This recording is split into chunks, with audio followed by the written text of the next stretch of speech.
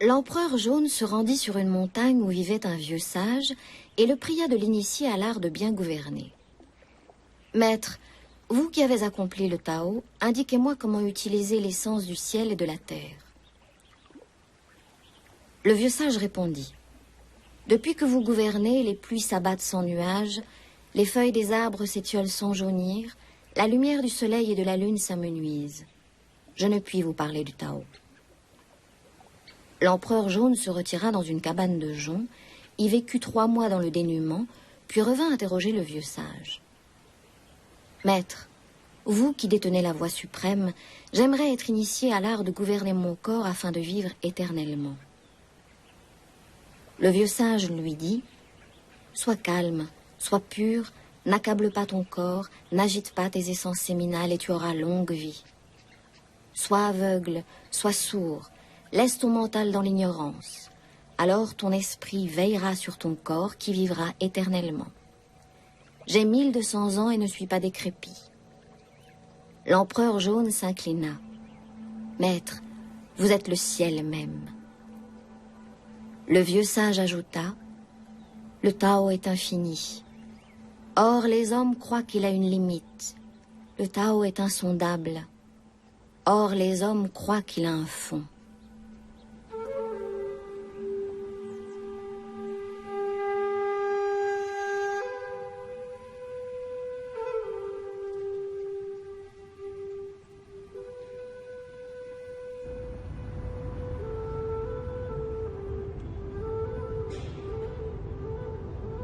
C'est à travers la peinture chinoise et les livres des vieux sages qu'il faut chercher à percer les secrets du taoïsme.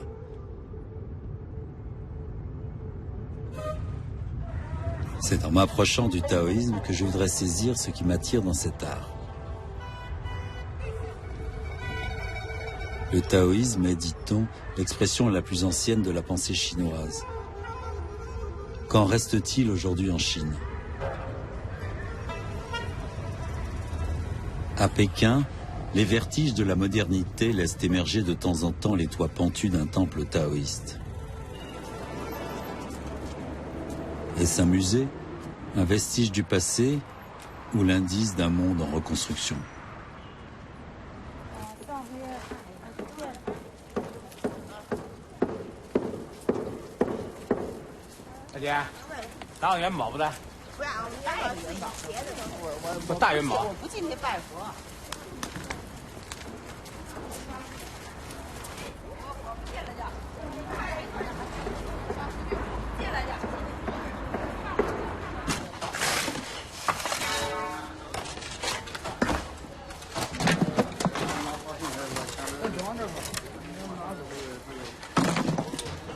Première étape de ce voyage, le temple du nuage blanc, le Baiyuguan. Ce labyrinthe de pavillons et de cours est le centre officiel du taoïsme en Chine. J'ai rendez-vous avec une jeune Française qui a été initiée dans l'ordre Quan Shen, ou perfection intégrale, une des branches du taoïsme. Elle va me guider auprès des maîtres. J'ai découvert le taoïsme en Angleterre avec la British Taoist Association, l'association britannique taoïste. À l'époque, je travaillais en Angleterre dans un centre de recherche en neurosciences.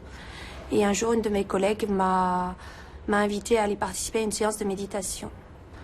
En fait, j'avais jamais entendu parler de taoïsme avant et j'avais jamais vraiment été intéressée par la méditation non plus. Donc je me suis posé la question, tiens, qu'est-ce que ça pouvait être? Et j'y suis allée par curiosité.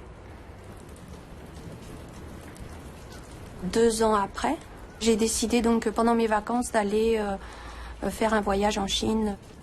Et en visitant les temples, en m'imprégnant un peu du mode de pensée des prêtres, je me suis dit qu'à travers ces enseignements-là, je pouvais obtenir les réponses que je cherchais, à savoir oui, qui on est finalement, ce qu'on est, quoi, dans une vie qui peut être courte ou longue, qui peut être riche ou malheureuse. Pourquoi? Donc, c'est pour ça que petit à petit, je me suis dit que j'allais dévouer ma vie à cette quête-là et que j'allais devenir prêtre et venir en Chine.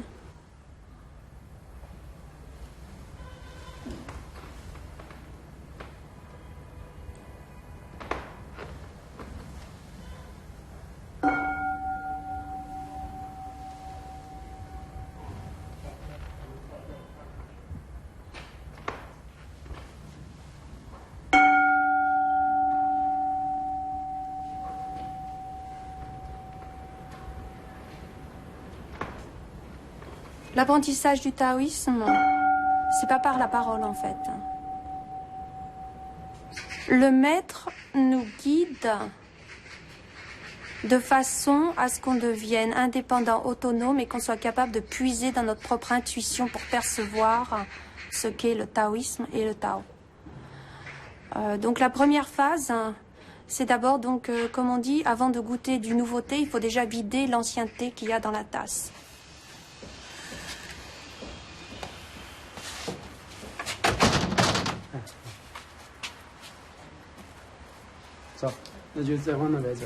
Le premier maître, c'est lui qui vous donne votre nom. Donc c'est comme prendre naissance dans le taoïsme, puisqu'il vous donne un nom taoïste.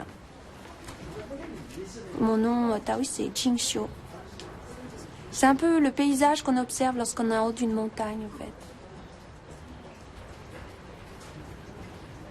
最重要一个人如果他要修道，对，最重要是什么？就来最重要的是一句话什么？来说，对最重要的是能不能把世间的尘世上的东西放下，这是最重要的。一个执着于尘世当中的贪恋尘世的人，永远不能修道。他必须先彻底放下这一个。四季分24节气，中国有24个节气的说法啊，有那种变化。Maître, j'ai ouï dire que vous étiez un sage et je suis venue vous voir sans me laisser rebuter par la longueur du chemin. Je m'aperçois que vous êtes loin de l'être car vous accumulez la nourriture sans y toucher. Lao Tzu resta de marbre. Le jour suivant, le disciple revint et dit « Hier je vous ai critiqué.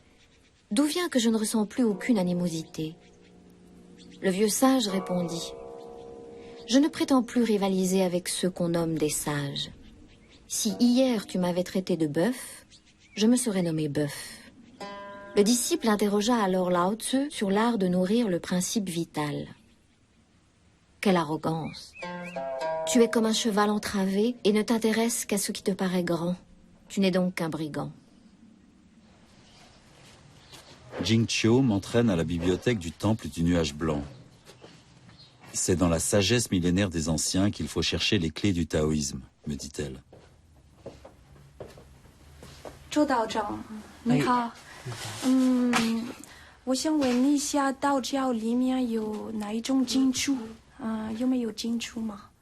我们道教的经书应该说是还是非常的多的。就是说，你看我现在看的这本呢，叫《正统道藏》，也就是说，所谓的道藏呢，是一种就是道经的集成。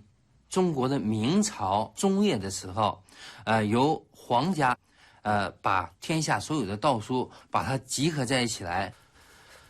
那我想问你一下，在道藏里面，最早的经文是哪一个？正统道藏呢，就是说它收录的比较早的，就是说最早的呢，就一般来说属于这个就先秦时期的这个注子之文，就是说所谓的老子道德经。老子道德经的这个版本呢，就是说应该来说是道藏里面最早的。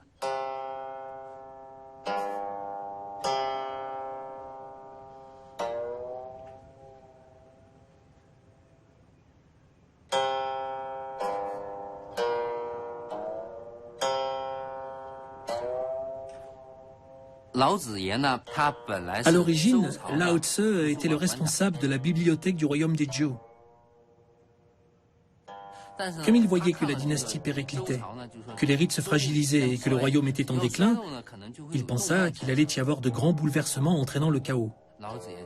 Lao Tzu décida alors de quitter la capitale des Zhou et chemina vers l'ouest, jusqu'à la passe Rangu.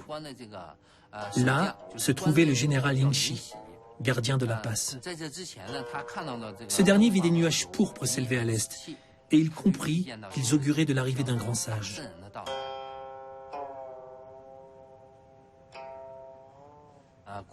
Comme le présage l'avait annoncé, Lao Tzu arriva quelque temps plus tard sur le dos d'un buffle vert. Yingxi l'arrêta et lui demanda de lui expliquer le sens même du Tao. Yingxi fit alors construire une estrade sur laquelle Lao Tse se mit à énoncer le livre de la voie et de la vertu. En fait, le livre lui-même a été rédigé à partir des notes prises par ceux qui recueillirent son enseignement.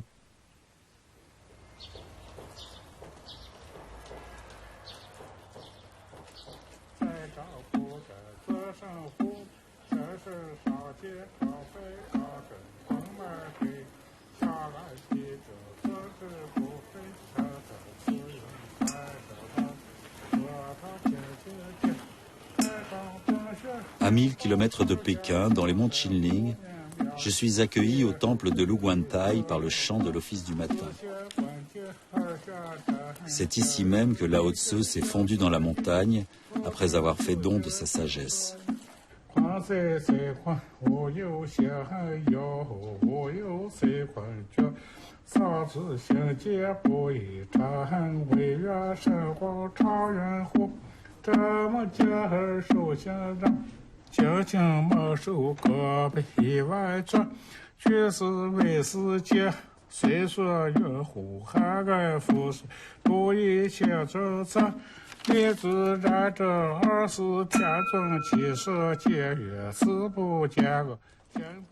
Dans le temple, je découvre des stèles où sont gravées les paroles énigmatiques du Tao Te Ching, le livre de la voie et de la vertu.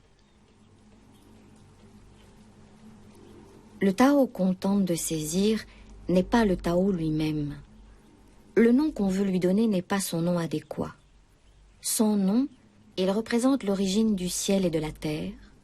Avec un nom, il est la mère de toutes choses. Le Tao donne naissance à l'un, l'un engendre le deux, deux engendre trois, trois engendre les 10 000 êtres du monde.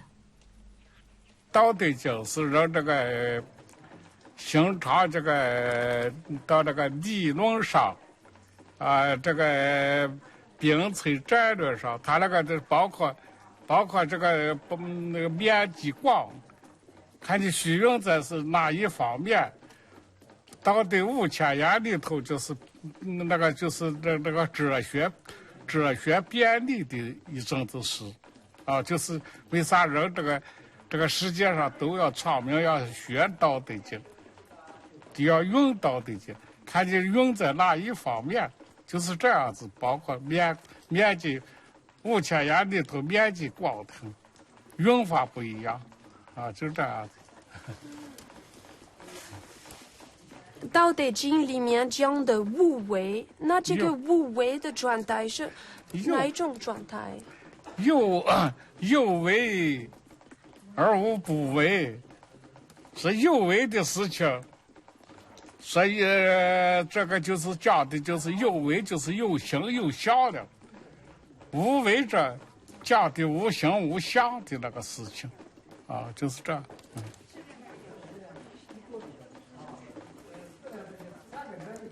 修道的人就是第一要这个道家的这个就是说第一要把那个心要练好，说心练不好，你命存不住。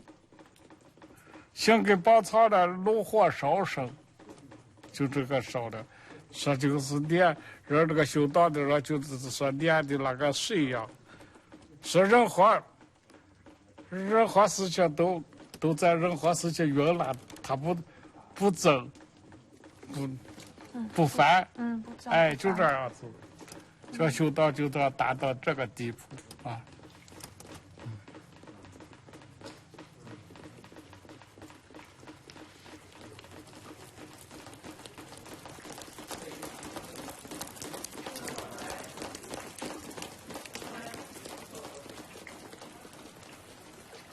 Zhuangzi et Huizi se promenaient au long de la rivière Hao.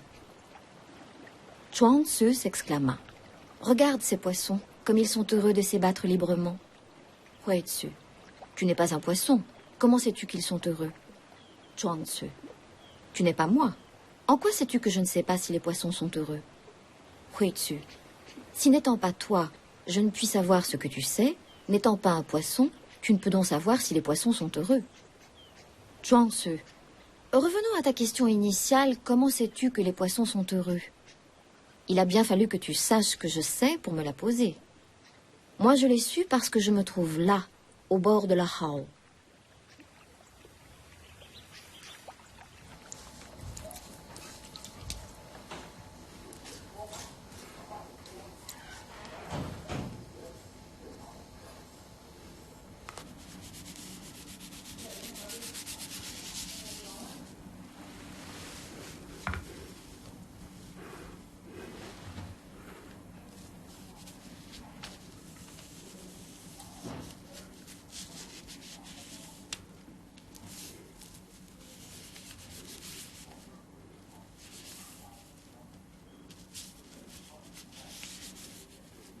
那是什么意思呢？道法自然。哦，道法自然。这是那个《道德经》里面的有一个句子。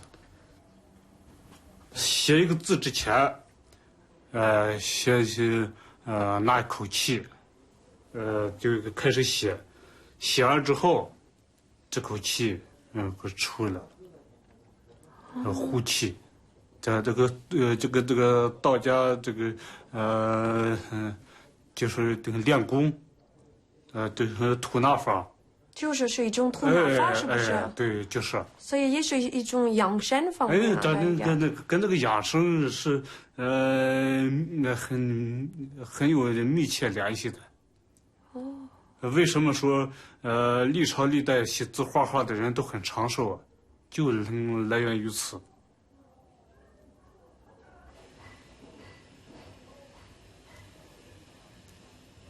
Ce calligraphe me fait comprendre que la pratique artistique fait partie de la culture taoïste, au même titre que les exercices respiratoires.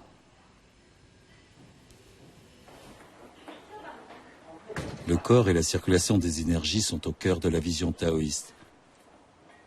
Je découvre au temple du nuage blanc un dispensaire de médecine traditionnelle.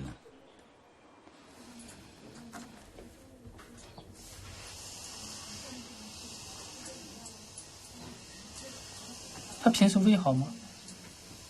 以前年轻的时候就胃炎。是中间没抬，脾胃不好。是吧？腰酸不酸？腰啊不酸。阳虚，阳气虚，阳气升不上来。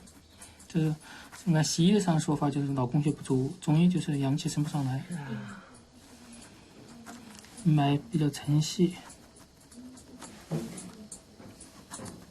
会扎的针灸，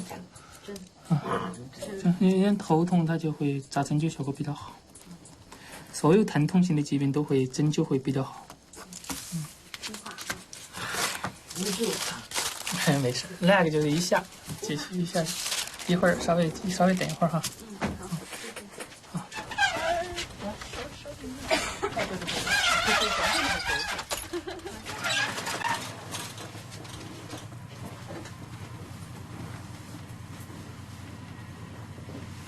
那个心脏病一直扎针灸扎的肩膀呢？还扎过。我06年6月5号住院的，从那以后的时候。这个北影馆诊所呢，开了有将近4、5年了啊。因为道教呢，它本身就是说让它10道9医嘛，是吧？就是10个道4的9个9回医。因为这个养生的话，你肯定必须要懂医才可以。所以还有一个呢，就是道教它历来本身就是以医来传教，以医弘教，所以说那个道教和这个中医它是非常联系的非常紧密。比如说呢，道教中医它都是以这个阴阳五行为基础，所以说他们的理论都是一样的。修炼你不懂经络，不懂得气血的运行，你怎么修炼呢？不懂得阴阳，人体都一点都气血的运行，人体都一点都不了解，你怎么去修炼呢？那是肯定显然是不行的。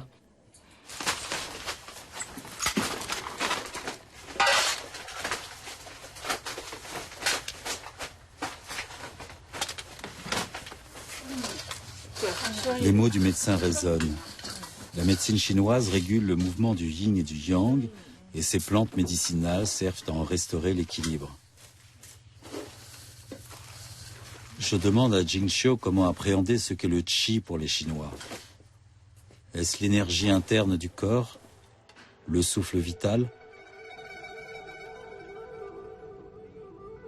Comme un disciple suit son maître, je pars avec elle au centre de la Chine, dans le Shaanxi, la province où elle a été initiée au taoïsme.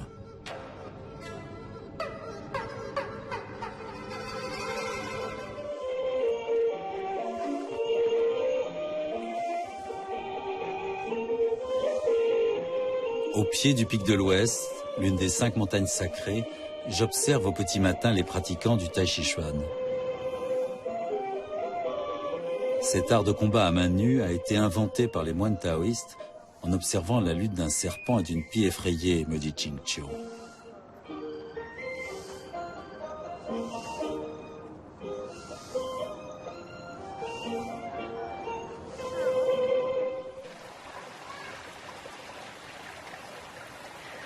于道长，山、道观和人的身体有什么关系在道教里面？道家呢很崇尚那个自然，对自然的这个崇拜呢，对与人体的这个结合。比如说道观，他见到某个地方，都觉得这个地下的这个气息比较充足的一个地方，好像我们现在用新名词科学讲就是磁场比较好。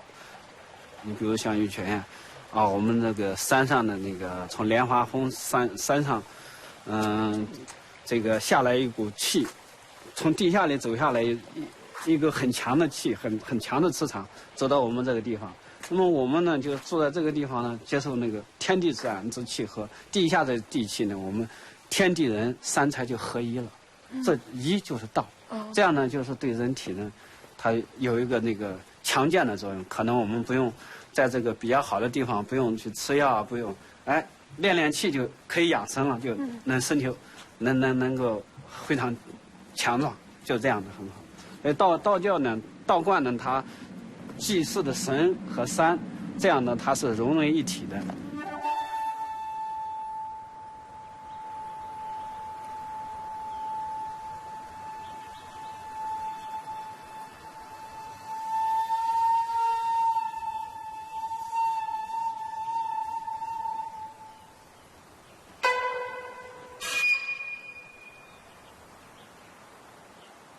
这些山对道教的影响，是因为中国的这个天人合一的这个思想和对神明的这个敬奉。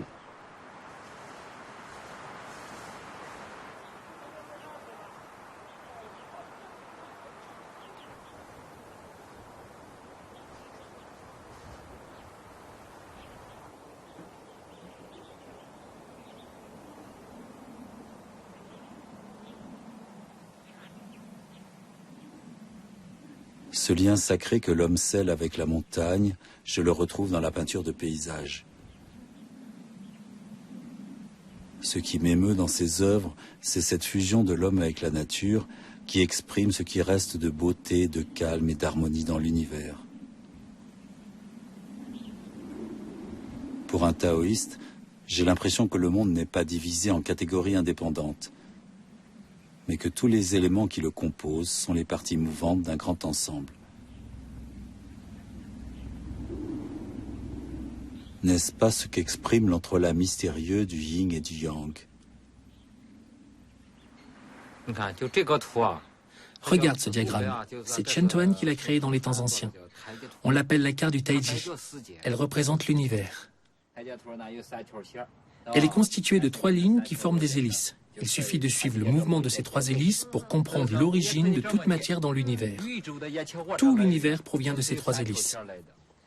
Il y a la ligne yin et la ligne yang.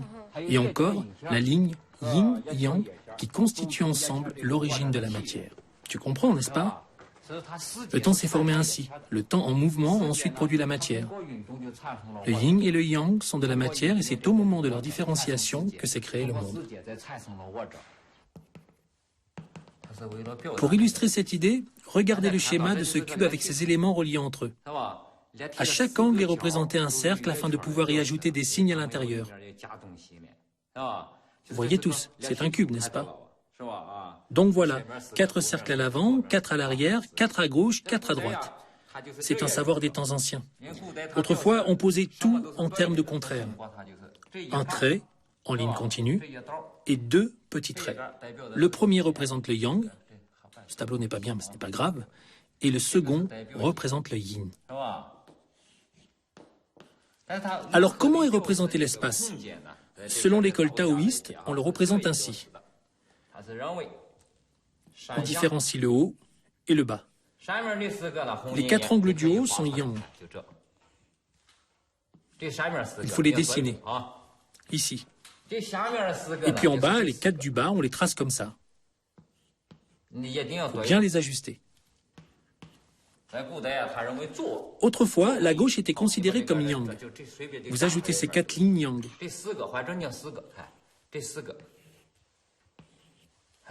Et regarde, les 4 côtés opposés deviennent yin. On disait aussi que les 4 angles à l'avant sont yang. Et c'est bon. Il y a l'avant, puis l'arrière. Regardez tous, on a là le tableau des 8 trigrammes chinois. Dans les temps anciens, on l'appelait l'union des 6 points cardinaux. Si vous mettez en correspondance haut, bas, gauche, droite, avant, arrière, vous faites apparaître les 8 trigrammes. Les 8 trigrammes figurent l'espace. Quelle est l'origine de l'espace dans lequel nous vivons? C'est ça. Regardez, en quelque sorte, l'espace a une forme graphique. Qu'est-ce que c'est? Une des composantes de la matière de l'univers s'appelle yang. L'autre, appelé yin, est aussi de la matière. Ils représentent tous les deux de la matière. C'est le mouvement d'aller-retour de ces deux matières qui composent l'univers. Allez donc montrer aux Occidentaux, vous verrez si c'est pas scientifique.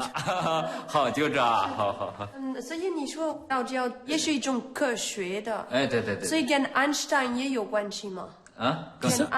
Einstein. How do you say Einstein? Je ne connais pas. Ah oui, je ne connais que ces 2 théories de la relativité restreinte et de la relativité générale. Sa théorie, c'est justement ce que je viens de vous expliquer. C'est la théorie des 8 trigrammes.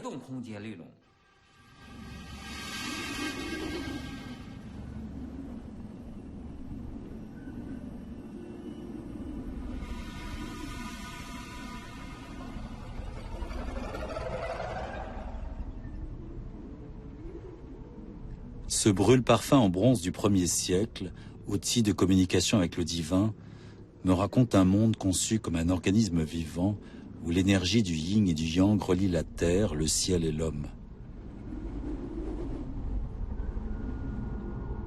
Le yin et le yang se transformèrent et formèrent les 5 agents qu'on appelle aussi les 5 souffles.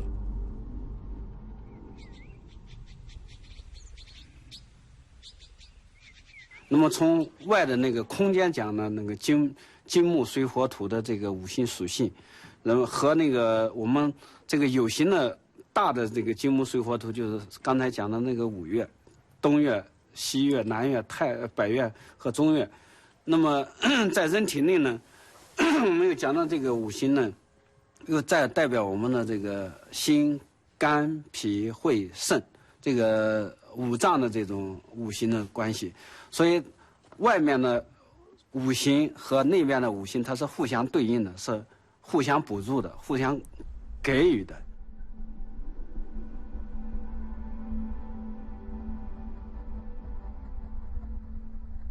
从哪里来到哪里去，我们还回归到我们，就是我们的回归了，就是人生的一个彼岸，到了一个彼岸，回归到我们原来的这个始点，不是终点，要始点，开始那一点上。就回归到大自然当中去了，就是这样。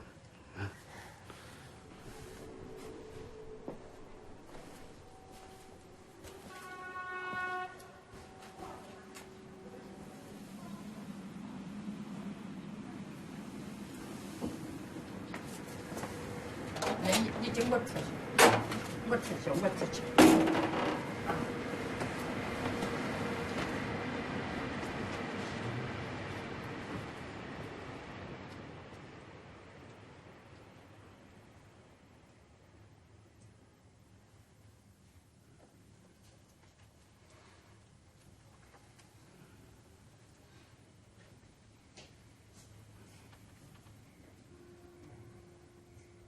看到我看到他大笑，对，看到了。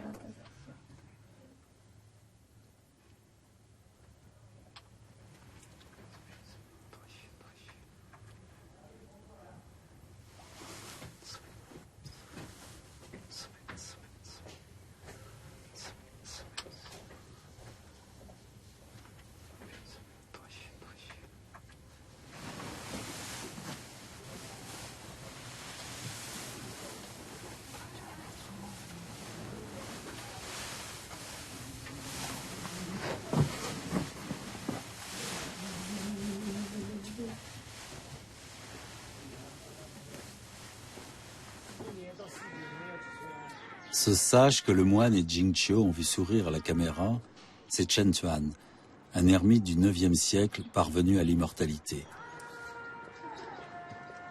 Je demande à Jingqiu comment on devient immortel. Par la pratique, me dit-elle. Elle me fait découvrir la carte du paysage intérieur.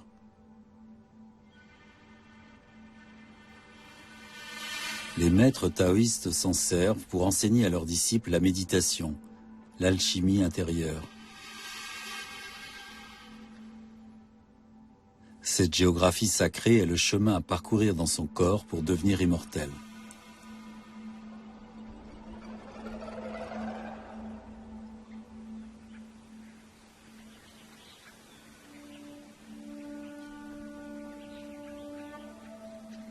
Sur les lointains monts Goucheux habitent des immortels. Leur peau est fraîche comme de la neige givrée et ils sont délicats comme des vierges. Ils ne mangent pas de céréales, mais aspirent le vent et boivent la rosée. Ils montent sur les nuages et chevauchent les dragons volants pour aller s'ébattre au-delà des 4 océans. Par leur méditation, ils peuvent expulser les pestilences et faire mûrir les récoltes.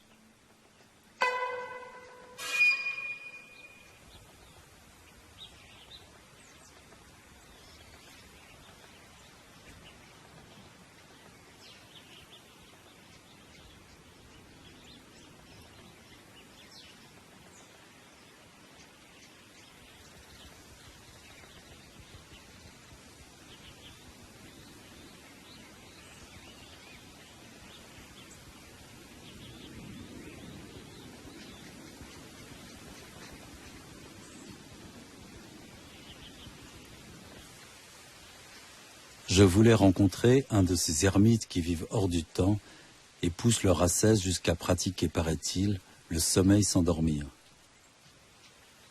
Il faut marcher 3 heures dans la montagne, me dit Jingqiu.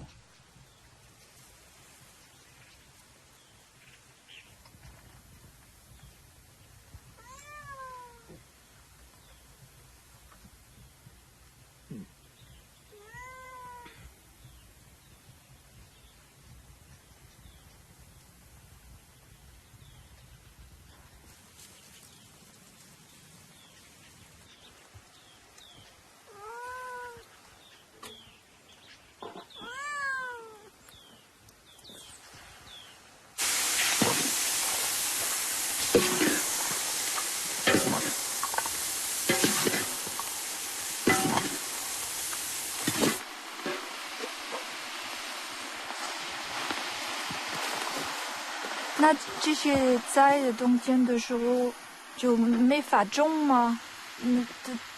是不是？就不种了就不种了。对，不种了。国内有些青菜盖出来，这些化就是肉上能吃。还能吃吗？能吃。能吃。不多呀。不多啊。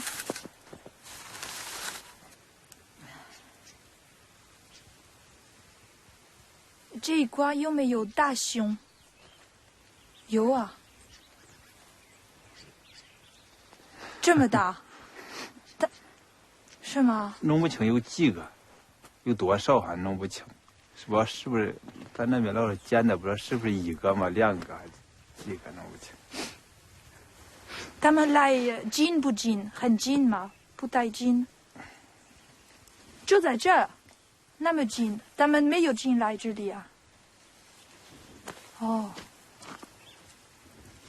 这基本上是他们的领地，人成客人。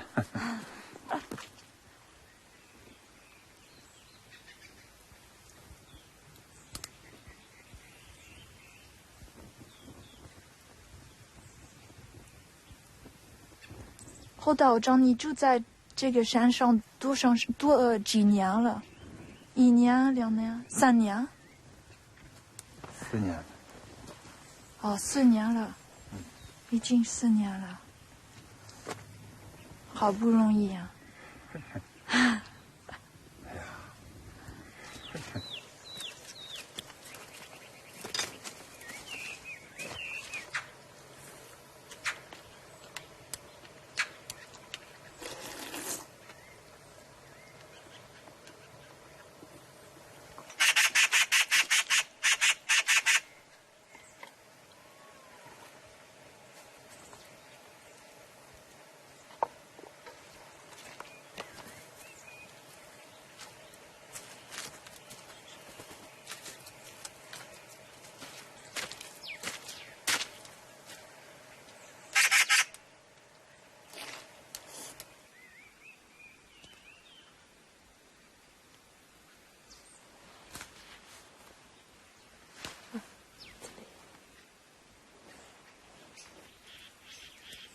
！Au début de la création de la branche Chuanzhen, le fondateur patriarche Chongyang a écrit les enseignements des 15 principes fondateurs.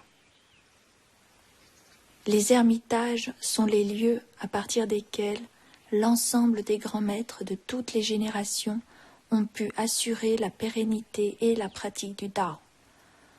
Moi, Dao Mao, je me repentis ici et m'interdis la parole afin de mieux pratiquer et rendre pérenne l'enseignement du patriarche fondateur.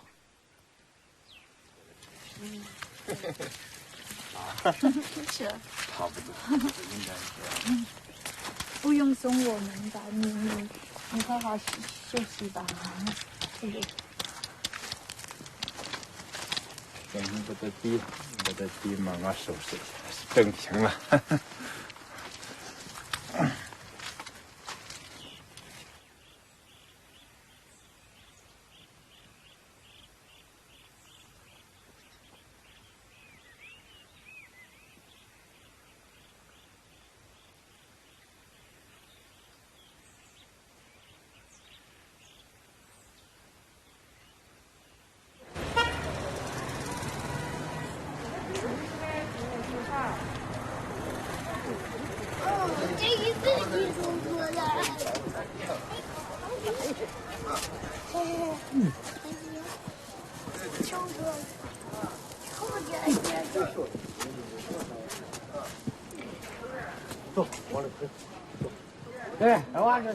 En redescendant de la montagne, nous nous rendons au temple du patriarche fondateur dont nous a parlé l'ermite.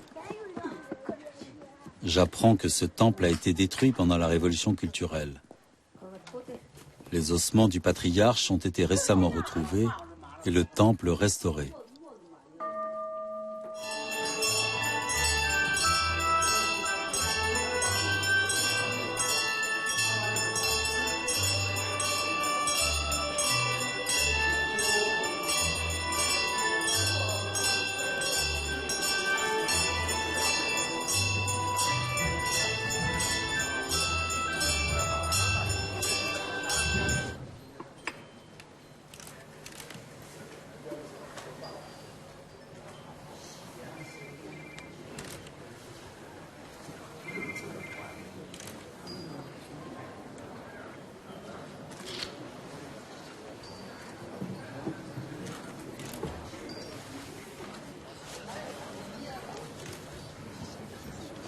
先生，啊，我想问一下，这些灵物是你找到的？保护灵物，是周茂宗老人，人走到哪里，他把这个保护下来，这是他的，这文革线是吗？这他老伴儿。哦，那你那个时候你多大嘛？你什么时候长大的？30多岁。那就40岁。40岁。那这些灵骨是本来在哪里？他在哪里找到的？就在这个地方，就在那个研修室。是吗？研修室，你声音发不了那他的。哦，那为什么？是不是因为那个时候是文化大革命嘛？对，所以他才冒着风险自己私藏的。别红卫兵不是到这个抛杀了以后，他偷偷的掩埋着，把这隐藏的。是吗？是的。哦，那很厉害。然后这些灵骨放在哪里啊？他将当时就放在研修室那个宝根底下。宝根底下，还有一块给咱一个道人取回来，2块。En Chine, on peut détruire des temples millénaires, mais la sagesse populaire fait qu'on n'arrache pas un vieil arbre. Ce Jinko, emblème de longévité et de résistance, est pour moi le symbole de cette religion enracinée dans l'âme chinoise que le régime n'a pu étouffer. Après l'avoir bannie sous Mao et réduite à la clandestinité, à quelles conditions l'a-t-il autorisé à nouveau?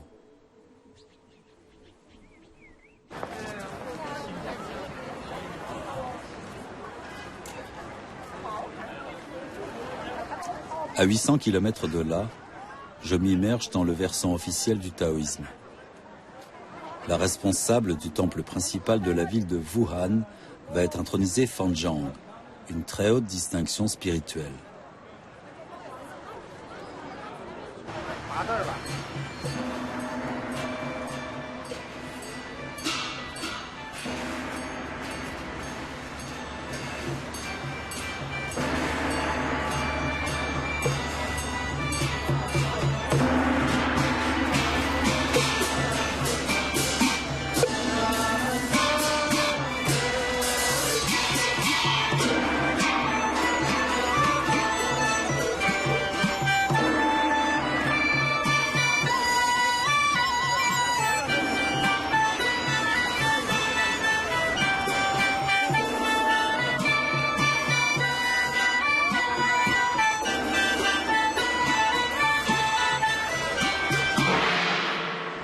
全真言教总坛复议，太上道祖随方守驾，立济度人，大开慈悲之门。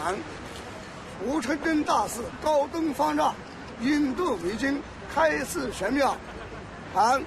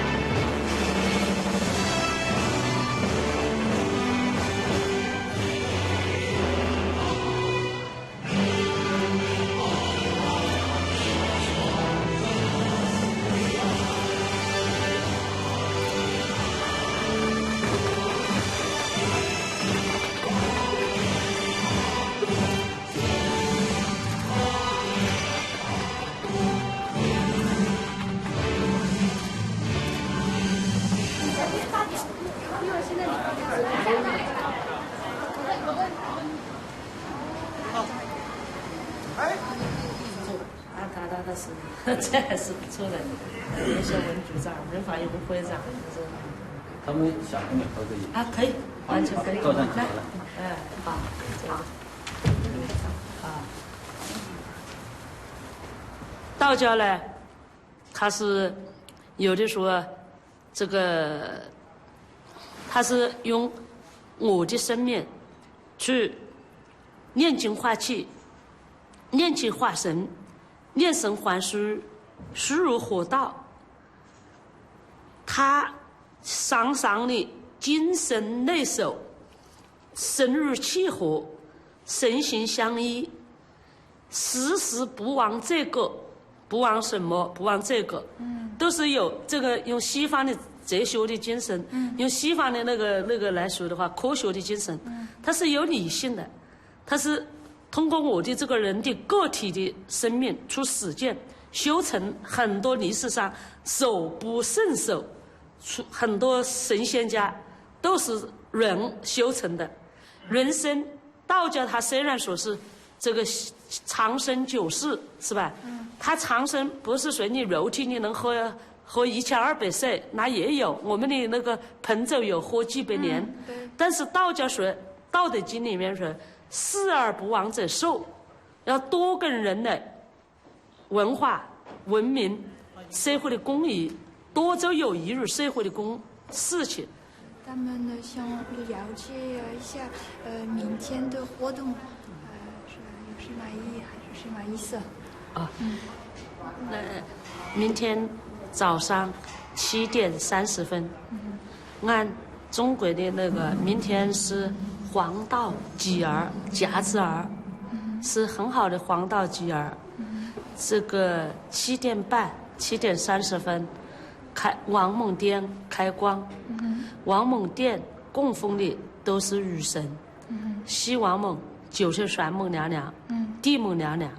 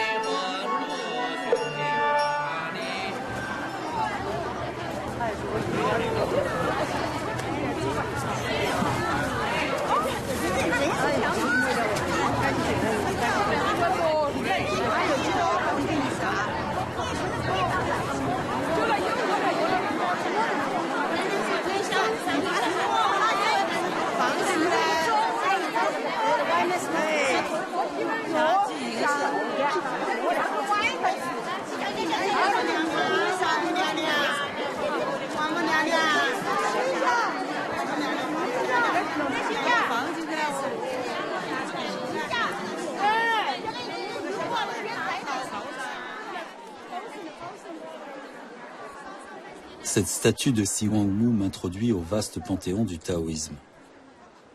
La légende a fait de cette déesse, adulée et puissante, la figure tutélaire de ceux qui cherchent à s'approcher du Tao et à s'ouvrir la voie de l'immortalité.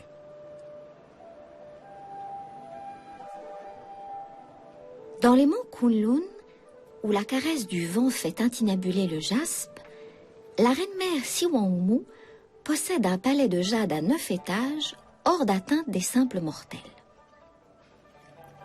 Sur l'une des terrasses de jade, la dame avait fait dresser une desserte pour régaler les 8 immortels. Poire de longévité, jujube d'immortalité, élixir de jade, les produits les plus précieux de son jardin côtoyaient les denrées les plus rares. Puis, des serviteurs arrivèrent les bras chargés de pêches d'immortalité qui viennent à maturité tous les 3000 ans. La dame en offrit 2 à chacun de ses hôtes, et ses filles, toutes plus belles les unes que les autres, leur versèrent de grandes coupes de vin.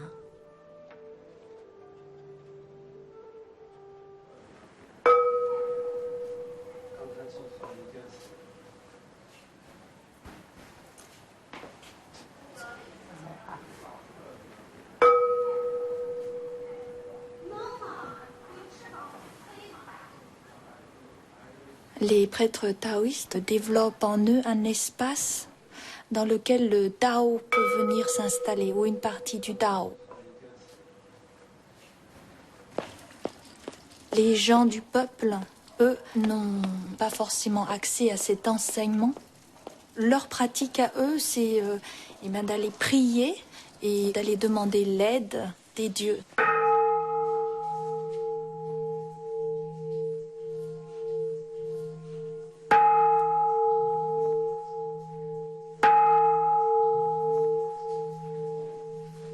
Lorsqu'ils ont un message à adresser aux dieux, ils vont aller trouver les prêtres pour que les prêtres les aident à transmettre ce message.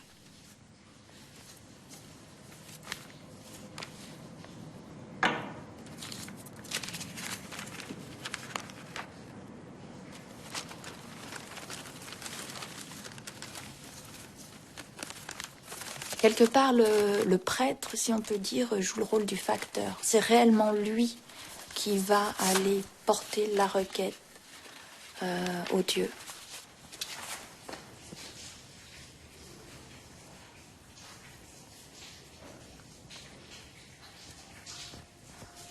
Chaque personne peut développer en fait une relation très personnelle avec un dieu ou un immortel particulier.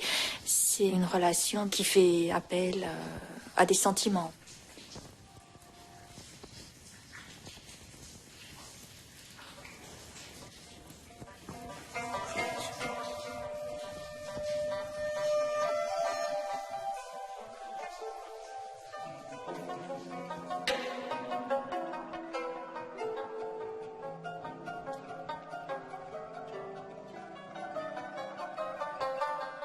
Dans le canon taoïste, il y a tout un descriptif de la hiérarchie qui s'applique aux dieux. Donc chaque dieu a une fonction, un rôle, un poste à tenir. Et chaque dieu a un responsable au-dessus de lui et des subordonnés en dessous de lui.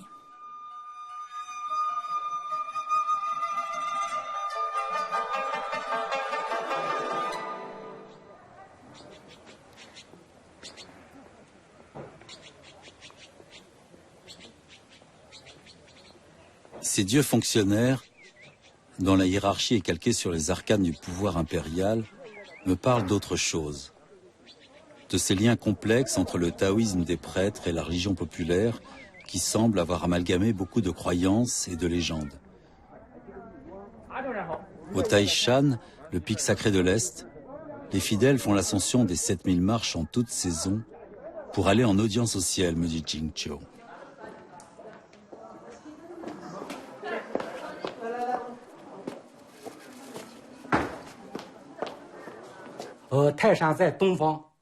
Le pic du Taishan est à l'est et représente le printemps dans l'origine des 10 000 êtres.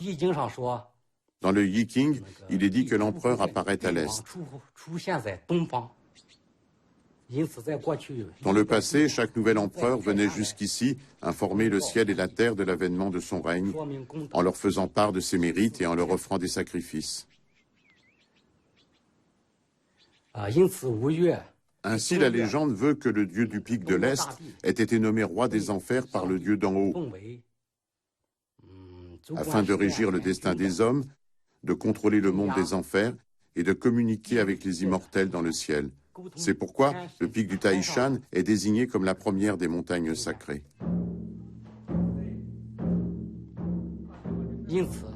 En Chine, selon la croyance populaire, les âmes après la mort retournent au pic du Taishan. La divinité tutélaire du lieu est la seule qui puisse exercer un contrôle sur les 18 niveaux de l'enfer. C'est pour cela que les pierres du Taishan sont connues pour éloigner les maléfices.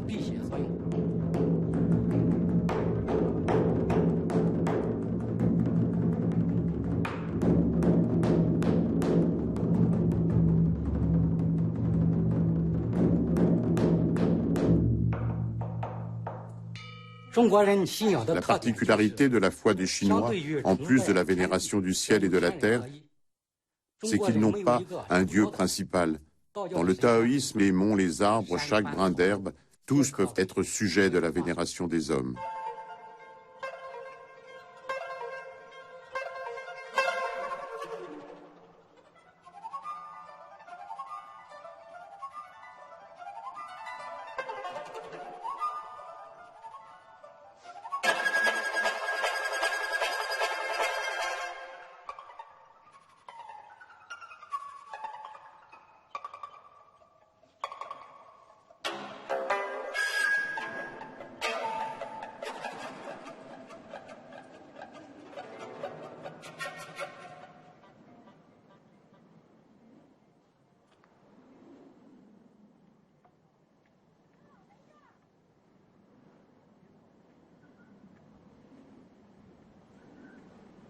Cette vénération de l'univers, quoi d'autre que la peinture de paysage l'exprime parfaitement.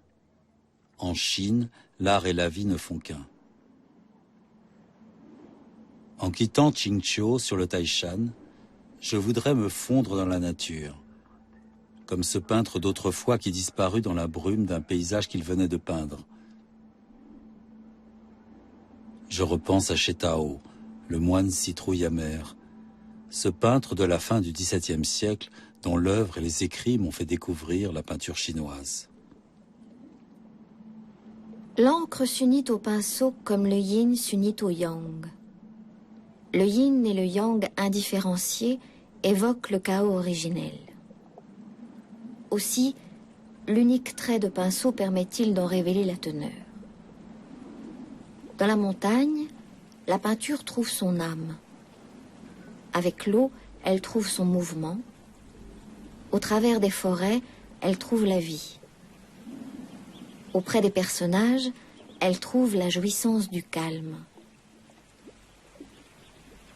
Dans l'océan d'encre, l'esprit immédiatement se recueille. À la pointe du pinceau, la vie jaillit comme l'eau d'une brèche. À la surface de la peinture s'opère l'alchimie. Au cœur du chaos irradie la lumière.